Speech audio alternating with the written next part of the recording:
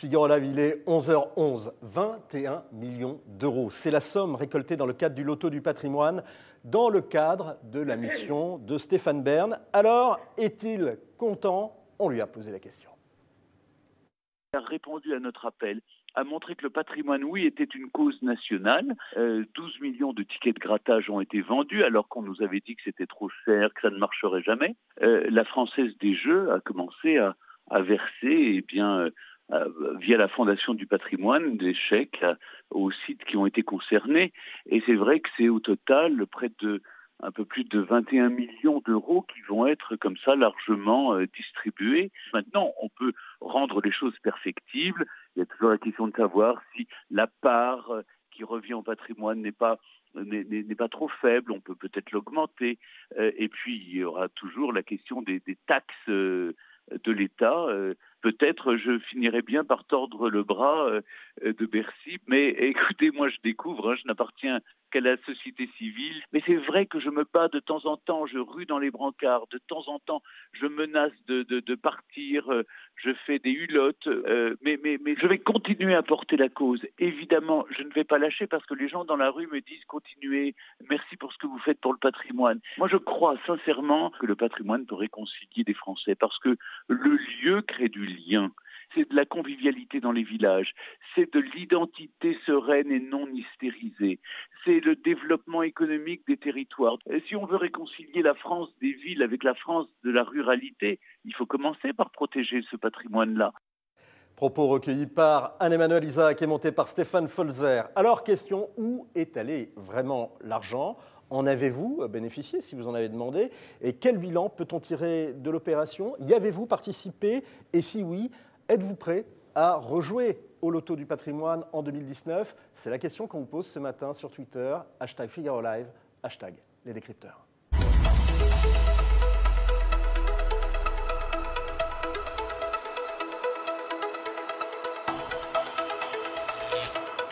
Bonjour Claire Baumlard. Bonjour. Vous êtes notre Madame Patrimoine au Figaro, ce patrimoine qui réconcilie les Français, comme disait Stéphane Bern. Merci d'être avec nous.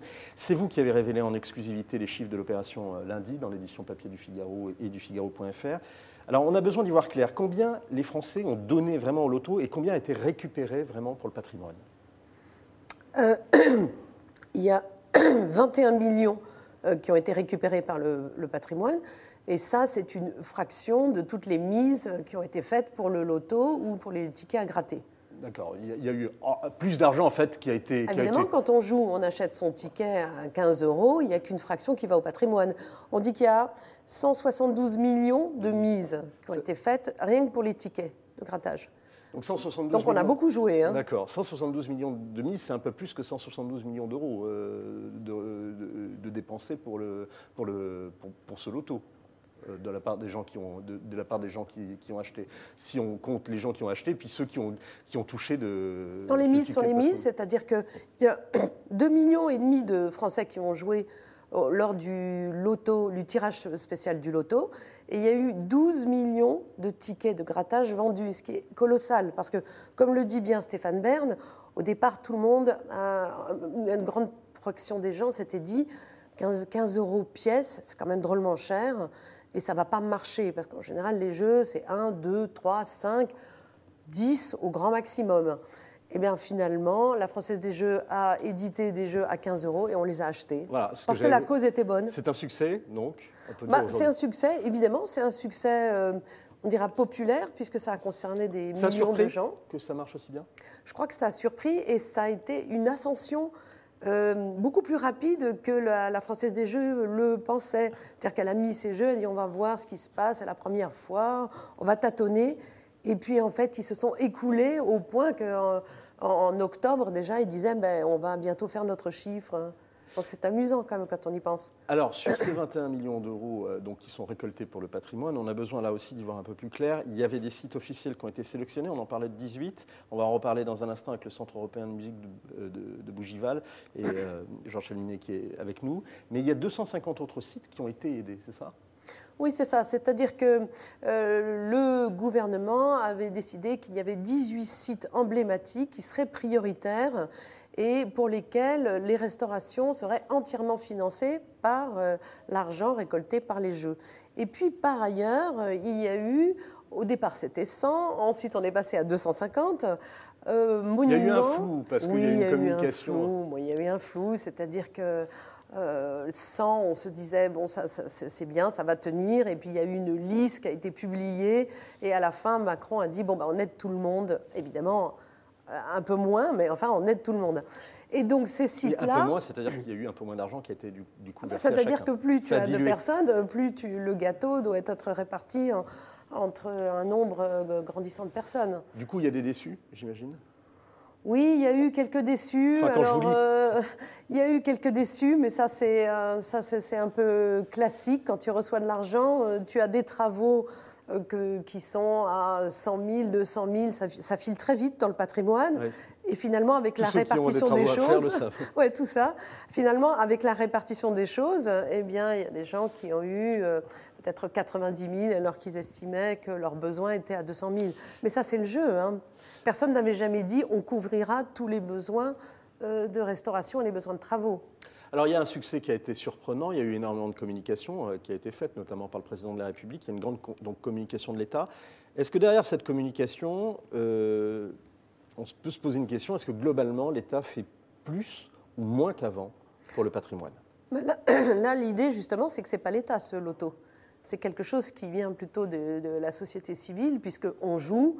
Et on consacre une partie de ces gains, non pas à soi-même ou au buralistes ou à la FDJ, mais au patrimoine. Donc précisément, ce n'est pas de l'argent de l'État, c'est de l'argent qui vient en plus du budget de l'État. Alors de son côté, l'État, on pourrait estimer qu'il ne consacre pas assez, parce que les besoins sont absolument colossaux. Il a tendance à avoir un budget un peu étal pour les restaurations de patrimoine. Donc ce loto, il vient en plus. J'espère qu'il n'amènera pas l'État à dire puisqu'on a 21 millions par le loto, je vais faire un budget de moins 21 millions. Je vais descendre. 21 millions de... Bon, pour l'instant, ce n'est pas le cas. Ce n'est pas, selon les dernières informations, en tout cas Franck Riester a bien la pression sur la question, on l'a entendu notamment de la part de Stéphane Bern, et puis au sujet également des polémiques qu'il y a eu sur les taxes qui avaient été une première fois récupérées et puis une deuxième fois reversées. Merci Claire pour ces premières précisions. On va s'intéresser donc à un des acteurs qui a été en première ligne pour cette opération, en appui de la mission Bern, c'est la Fondation du patrimoine. Sa directrice générale est avec nous. Alors le temps qu'elle s'installe, vous pouvez répondre à notre question. Êtes-vous prêt à rejouer au loto du patrimoine? C'est la question qu'on vous pose ce matin sur Twitter, #FigaroLive, #lesdécrypteurs.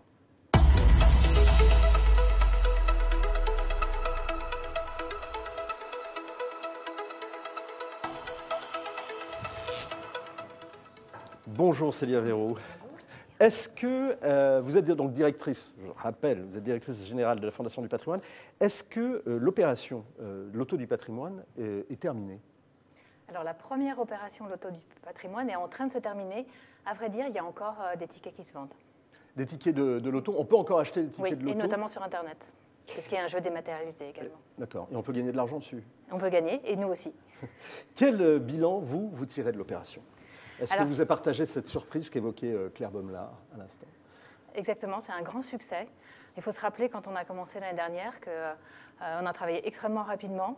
Il y avait des incertitudes sur l'adhésion des Français à ce jeu, mais la Française des Jeux, à vrai dire, était très confiante parce qu'elle sait que ces formules existent à l'étranger et donc que ça pouvait marcher. Mais ça a dépassé nos attentes.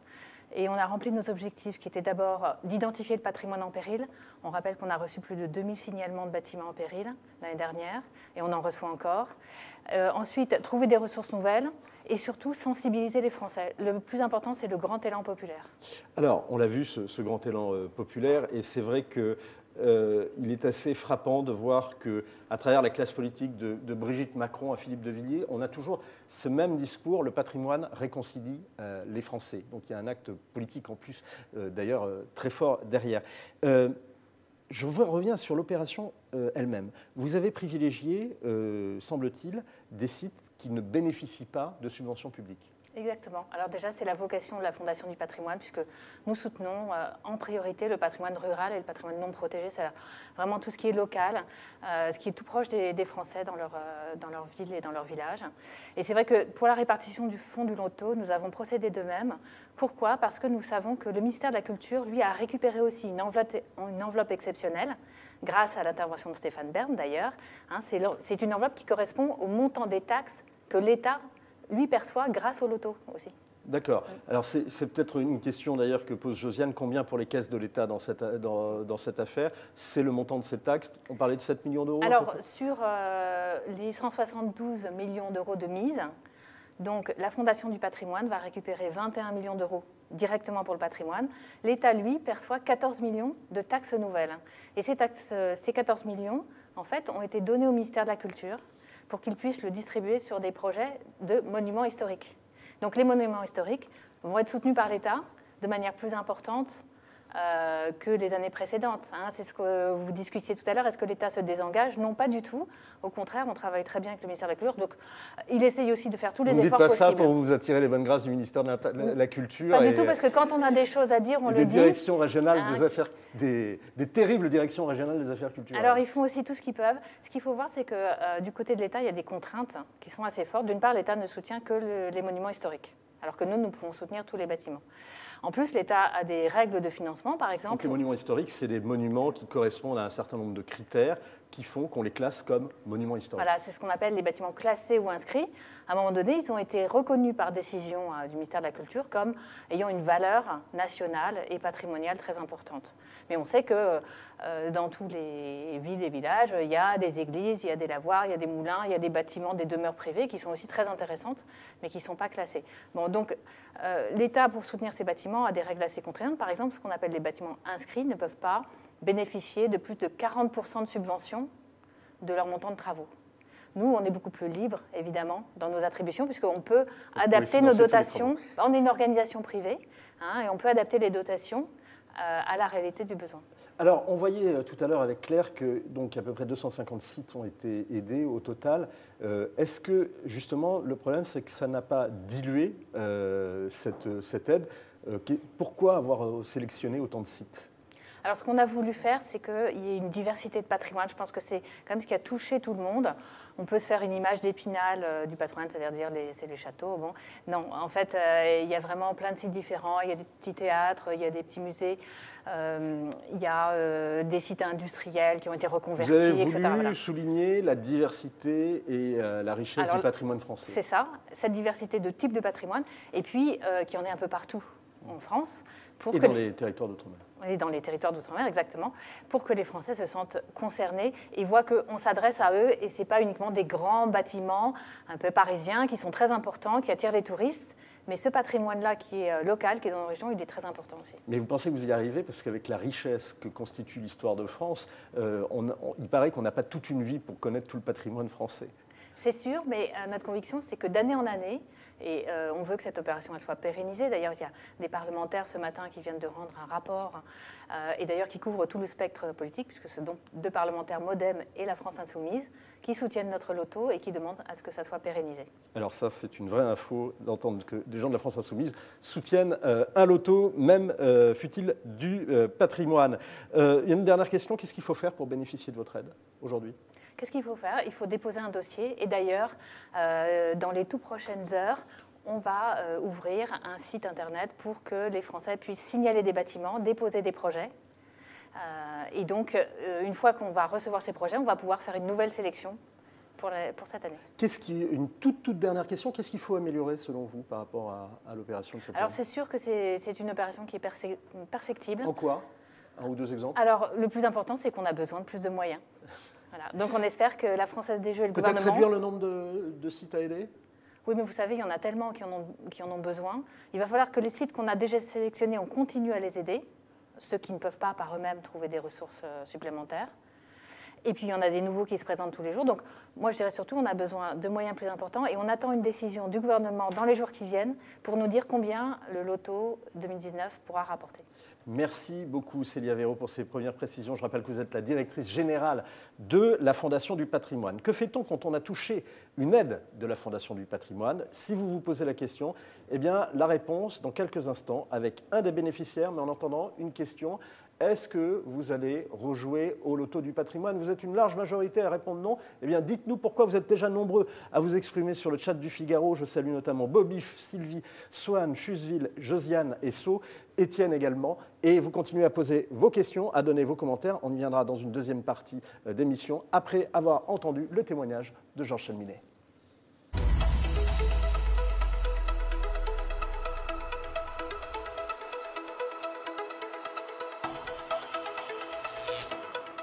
Bonjour Georges Chalminet. Bonjour.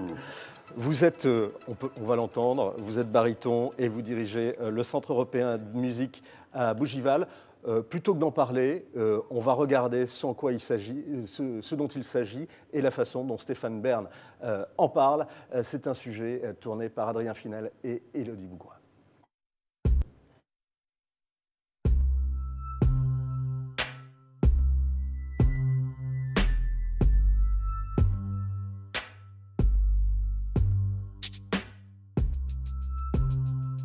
C'est un lieu dans lequel on peut créer ce projet de centre européen de musique. C'est un lieu terriblement européen. De quoi s'agit-il? De la villa Pauline Viardot à Bougival. Il y a là, juste à côté, la villa Tourguenieff. Il y a la maison de Georges Bizet. Il y a aussi la villa de Berthe Morisot. Bref, c'est un centre culturel qui était remarquable au XIXe siècle. Pour vous citer quelques noms qui sont passés dans cette villa de Pauline Viardot, il y avait évidemment Rossini, Chopin, Georges Sand, Flaubert, Victor Hugo. Ils sont tous passés dans cette maison. Et cette maison est aujourd'hui terriblement délabrée. Elle est fermée, interdite à la visite. On a besoin de 3 millions d'euros pour la restaurer. Et on veut surtout, parce qu'elle a subi les ravages du temps, l'humidité, les façades. Il y a une aggravation parce que le monument était très mal isolé. Et l'idée avec Georges Chalminet qui porte ce projet, et avec Europa Nostra, nous avons le soutien aussi de Placido Domingo, le célèbre ténor. C'est la raison pour laquelle nous voulons créer un centre de musique européen. Mais d'abord, il faut sauvegarder les murs. La mairie de Bougival nous aide, mais ça ne va pas suffire. Donc, on a décidé de soutenir ce projet.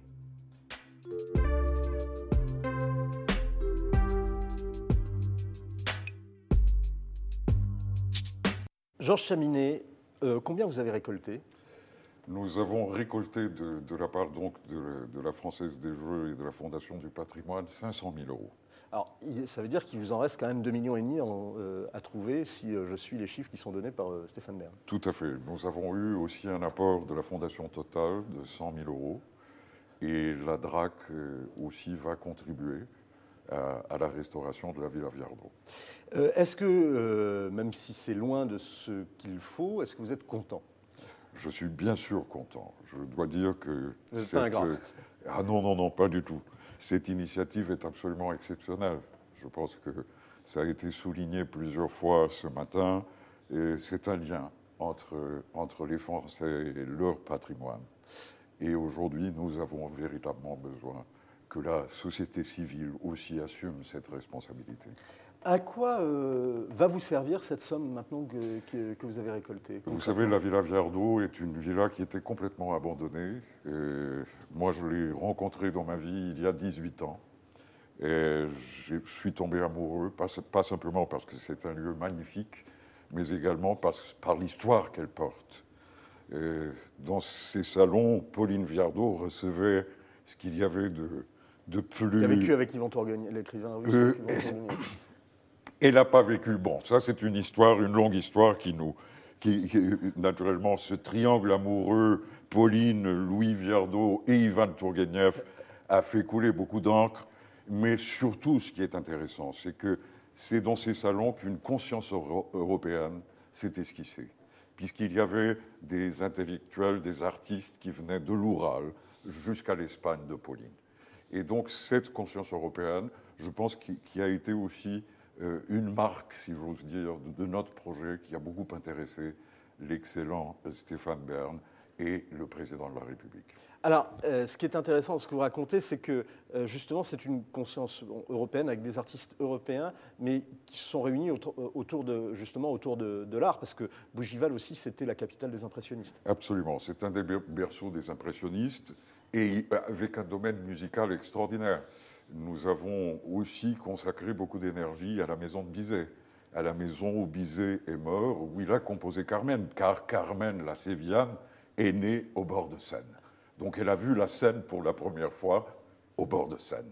Et donc aujourd'hui, c'est ça qui est intéressant, c'est que c'est un souvenir exemplaire, mais qui s'inscrit dans un avenir. Et l'avenir, c'est ce Centre européen de musique qui va établir ce pont entre le 19e et le 21e siècle. Alors quel est votre projet concrètement? Qu'est-ce que vous voulez en faire? Donc le projet, c'est que ces deux cœurs battants, qui est la Villa Viardot, la Dacha de Tourguenieff évidemment aussi, et la maison de Bizet, donc le passé, vont se réunir dans des terrains qui sont contigus à la Villa Viardot, au domaine des Fresnes, et en face de la maison de Bizet, et qui vont être investis d'un auditorium Georges Bizet, d'une académie de musique Pauline Viardot, d'un laboratoire de recherche musique et sciences.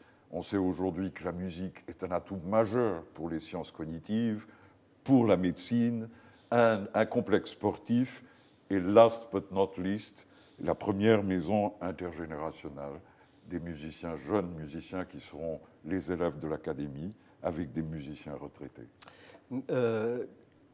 S'il y a des besoins, les besoins les plus urgents aujourd'hui pour vous, ce sont lesquels? Écoutez, c'est déjà de finir ces travaux de restauration. Aujourd'hui, on a déjà la possibilité d'assurer, si vous voulez, les fondations et la façade de cette maison qui sont en péril.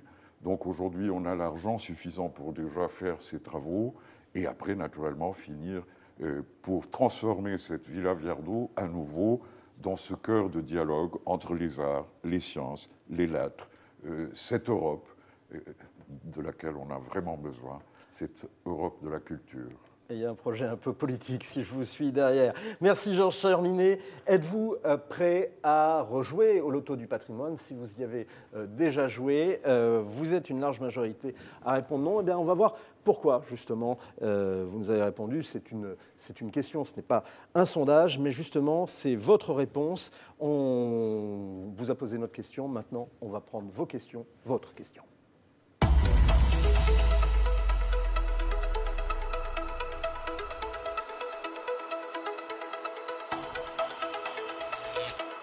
Alors, c'est peu dire que le patrimoine, ça passionne, parce qu'il y a énormément de questions ce matin et de témoignages. Sylvie qui nous dit « Je suis prête à rejouer, j'aime beaucoup l'histoire.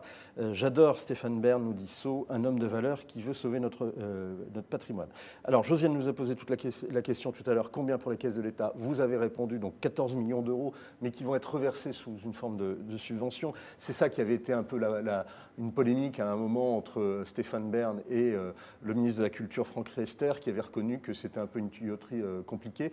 Les 14 millions d'euros, ils vont être vraiment reversés au patrimoine? Alors, on est en train de travailler avec les services du ministère de la Culture pour que ce soit le cas.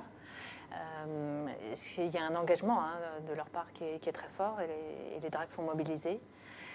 C'est vrai que nous, on espère des moyens supplémentaires parce que ça permettrait une affectation plus directe et d'éviter cette tuyauterie budgétaire. Surtout qu'il y a un peu une question philosophique derrière, c'est qu'en jouant au Loto du patrimoine, finalement, les Français, ils font un peu de l'impôt choisi. C'est-à-dire qu'ils décident de subventionner directement une cause sur des bâtiments qui ont été identifiés au préalable, donc c'est directement fléché, c'est clair, c'est visible. Et le fait que par ailleurs l'État prélève des taxes sur ces jeux-là, qui vont au budget général, est-ce que ça ne se rajoute pas? C'est pas un peu trop par rapport à l'objectif purement philanthropique de cette opération? Alors, c'est ce que nous dit Sohan. Avec vigueur, je ne rejouerai pas, étant donné que tout ne va pas au patrimoine, encore une arnaque. Quand même, il y a une partie qui y va au patrimoine, Claire. Oui, c'est fait pour ça tout de même. Hein. Après, il faut bien rémunérer la Française des Jeux qui l'a organisée et les buralistes aussi qui vendent ces tickets-là. Donc, de toute façon, tous les jeux ont toujours une répartition entre plusieurs personnes. On pourrait imaginer que la part qui va au patrimoine soit un peu augmentée. Mais de toute façon, tout n'ira pas au patrimoine. Et ne serait-ce que, il faut bien que les gens gagnent. Parce que si tu n'as pas d'espoir de gagner, tu ne joues pas. Hein. L'histoire du jeu, c'est ça. On tente sa chance. On arrive à savoir d'ailleurs sur les 15 euros exact combien va vraiment au patrimoine. 1 euro, 1,50 €. Oui. Alors ça dépend du support. Il y a eu le tirage du loto et les tickets de grattage. Sur les tickets de grattage, c'est un peu plus de 70 centimes. Bobif nous demande, sur le Figaro.fr, ne pourrait-on pas s'inspirer de ce qui se fait au Royaume-Uni ou aux États-Unis, par exemple, où on peut devenir membre d'une société du patrimoine et avoir des réductions en échange? Alors, je vous avoue qu'on y travaille. Alors, la situation en France est bien différente de celle du Royaume-Uni, où il y a un grand organisme qui s'appelle le National Trust, qui possède des bâtiments un peu partout et qui les ouvre à la visite en échange effectivement d'une adhésion avec des visites illimitées. Donc, c'est extrêmement puissant. En Italie, il y a un système un peu similaire et on veut s'en inspirer, mais pour ça, il faut fédérer les acteurs du patrimoine, puisque nous avons des gestionnaires de sites, le Centre des monuments nationaux, la Réunion des musées nationaux, par exemple, qui ont des grands sites où il y a beaucoup de visiteurs, mais qui ont aussi des petits sites où il y en a moins, un peu partout sur le territoire. Et on pourrait les allier à des propriétaires privés qui ont, par exemple, des demeures classées ou inscrites, qui sont ouvertes à la visite et qui, là aussi, reçoivent peu de visiteurs. Donc, proposer aux Français de soutenir le patrimoine et de visiter. On peut quand même ajouter, en répondant à cet internaute, qu'en Angleterre, il y a ce système, mais il n'y a que ce système. C'est-à-dire que l'État ne met pas les centaines de millions d'euros qu'on met chez nous. Donc c'est un système différent, qui est peut-être plus souple et plus dynamique, mais l'un ne s'ajoute pas à l'autre, hein, si vous voulez. C'est ça, le système anglais. Il y a un système de loterie et un système, effectivement, d'adhésion et de cartes. Sylvie nous dit c'est trop cher, il vaudrait mieux vendre le billet moins cher et en vendre plus et que l'État se serve moins au passage. Ça faisait partie des hypothèses, ça, il me semble. Alors il y a un travail effectivement qui se fait aujourd'hui avec des décisions qui vont être prises très rapidement sur la formule des jeux pour 2019. Quel type de ticket de grattage? Il pourrait y avoir plusieurs types, justement, pour des budgets différents. Alors, un des aspects du problème réside, nous dit Bobby, sans doute dans le fait que tout ça reste très teinté public avec peu de place aux initiatives privées. Vous, quand même, ça a été une initiative privée. Absolument, absolument. C'est une initiative, comme je disais tout à l'heure, 18 ans, de beaucoup d'énergie, de conviction, de persévérance. Et nous avions, au départ, comme toujours, été classifiés d'utopistes. Et aujourd'hui, voilà, ça existe. Donc, comme disait Cervantes, quand on rêve tout seul, ce n'est qu'un rêve. Quand on rêve à plusieurs, ça devient principe de réalité. Donc, ce principe de réalité, c'est vrai que ça a été nous, ça a été la société civile qui l'a pris. Et le flambeau a été porté aujourd'hui. Et nous avons aussi les instances européennes qui sont avec nous. Donc, c'est très important. Et je pense que cette défense du patrimoine artistique et culturelle, elle est absolument fondamentale. Nicole nous dit « J'aimerais bien participer au loto du patrimoine français. Le problème est que je n'ai plus les moyens financiers. » Ça pose effectivement, on y revient, c'est un peu le coût du ticket. Et Claire nous dit, pas Claire Baumler, « Je n'ai pas confiance avec ce loto d'État. J'ai plutôt misé sur le groupe des D'Artagnan auquel j'ai déjà participé pour le château près de chez moi et le musée Bizet. » Il y a effectivement il y a aussi des initiatives, j'imagine, de levée de fonds, oui, il y a 1001 façons de participer à la restauration du patrimoine en France. Alors sur le coup, on peut souligner tout de même que le tirage spécial du loto était à 3 € de mise. Hein. On parle beaucoup des tickets, mais on pouvait aussi tenter sa chance. Oui, ce qui était à 15 €, c'était le grattage. C'était le grattage. Mais la grille du tirage spécial, qui était le 14 septembre, je crois, c'était 3 €. Bon, après, il y a des gens qui sont rétifs au jeu et qui n'aiment pas ça parce que n'aiment pas tenter leur chance, ils estiment que c'est une arnaque, etc. Ça existe. Effectivement, pour eux, il y a des tas de petites sociétés de crowdfunding, c'est-à-dire je ne sais pas comment on dit en français ça. De levée de fonds. Financement participatif qui se sont multipliés et qui proposent comme ça en estimant que c'est les petits lits qui font les grandes rivières. Ça marche assez bien. D'ailleurs, c'est ce que nous dit Sylvie, si les Français faisaient des dons, même petits, qu'en pensez-vous ? C'est ce qui est déjà fait. Alors en C'est ce fait, qui est déjà fait, notre ouais. métier à la Fondation du patrimoine, c'est de recueillir les dons des Français pour le patrimoine. Chaque année, on recueille environ 14 à 15 millions d'euros de dons populaires. C'est ça, on fait un chèque en mettant à l'ordre de la Fondation du patrimoine et derrière le chèque, on met On choisit son projet. le projet pour lequel on Voilà. veut financer. Et vous touchez une partie dans ce cas-là. Alors en fait, tout cet argent va au patrimoine. Il y a des frais de gestion, c'est 6%, comme dans tous les organismes non lucratifs. On souligne le fait qu'on est non lucratif. Les sociétés de crowdfunding, elles font un travail très intéressant. Ce sont des sociétés lucratives aussi. Donc la société civile et le secteur privé à sa part. Marie-Pierre nous dit les 14 millions vont profiter aux notables et à leur château, mais tous les métiers anciens, personne ne les aide. Alors, Tous les- Les métiers anciens, personne ne les aide. mais bien sûr, on les aide parce qu'à chaque fois qu'on finance des travaux de restauration, on fait travailler des personnes. Et j'ajouterais que nous, on a une action à laquelle on tient beaucoup, c'est de former des jeunes et des moins jeunes d'ailleurs sur des chantiers du patrimoine. Donc on fait des chantiers d'insertion pour qu'on puisse attirer des personnes vers ces métiers qui sont en fait assez rémunérateurs, où il y a du travail et où on manque de gens. On peut signaler d'ailleurs, il y a une très belle initiative qui est à côté de Foix, qui s'appelle les Forges de Pyrène, où on voit toute une série de métiers anciens qui sont faits et qui sont justement donnés au public. Et c'est vrai que ça rencontre toujours, tous les ans, énormément de succès. Je crois que d'ailleurs, au Puy du Fou aussi, ils remettent à l'honneur un certain nombre de métiers anciens dans le parc d'exposition. C'est quand même quelque chose qui est assez courant en France. C'est pour ça que Stéphane Bern dit que le patrimoine, c'est aussi une source, ça crée du lien, etc., mais c'est aussi une source de développement économique.